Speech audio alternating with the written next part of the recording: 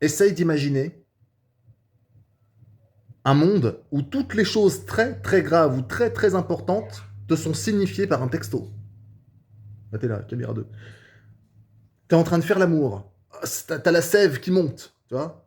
T'as le plaisir qui veut s'externaliser. Et là, plutôt que de faire cette tête qui horrifie en général les dames, parce que j'ose imaginer combien ça doit être atroce de voir un homme faire oh, oh. Je ne sais pas comment font les femmes ou certains hommes. Mais à ce stade-là, toi, t'envoies un texto. Chérie, ça vient. T'imagines? Ou alors, salut Seth. Ou alors, je sais pas, t'es à deux doigts de canner, t'envoies un texto à tes proches. Ou t'as gagné au loto, genre de truc, tu vois. En tout cas, pour tous les événements forts de ta vie, t'envoies un texto. Je sais pas si tu réalises de merde, dis attention, je vais éternuer, attention, j'ai pété. Tu vois. Pour des choses évidentes, tu vois. Suffit de laisser faire le temps. Quand t'as pété, t'as pas besoin d'envoyer un texto, tu laisses faire la nature.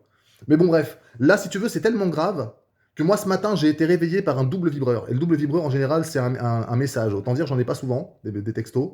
Là, j'étais en train de faire un rêve assez classique, j'étais en partouze. Et là,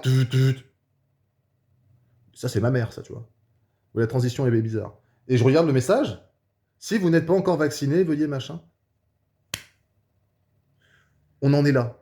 C'est-à-dire qu'en fait, ils ont tellement informatisé le process qu'ils sortent plus les rames, les mecs. Ils sortent les barrettes de RAM maintenant, carrément. Tellement le truc, ils n'arrivent pas à le fourguer, quoi. C'est, allez, vas-y, prends-le, achète-la, achète-la. Tu vois, ils n'arrivent pas à le vendre. Alors, ils te font des campagnes SMS. Moi, je faisais ça que dans le business, avec les campagnes SMS. Hein. T'imagines, grippe espagnole, peste bubonique, machin, on envoie un pigeon voyageur, des signaux de fumée. Les gens meurent, ça se voit. Vous n'arrivez pas à le fourguer, le merdier, ça c'est évident. C'est quoi la prochaine étape sur Facebook? Un petit truc, un petit mail? Attention, c'est la première étape, on vous envoie SMS. Deuxième étape, on va sévir, on envoie un mail. Ah, dans les spams, faites attention, hein. Oui, bah surveillez quand même. Médiocre à un point. Il y a tellement de choses qui viennent d'Internet. Bah, la majorité des choses qui viennent d'Internet, j'y crois plus vraiment. Par exemple, je devrais être millionnaire depuis longtemps grâce à Internet. J'ai gagné une villa, une Lamborghini, tout ça, tu vois. Les femmes qui me rajoutent sur Facebook aussi. On sait tous qu'elles ont un pénis de 22 cm.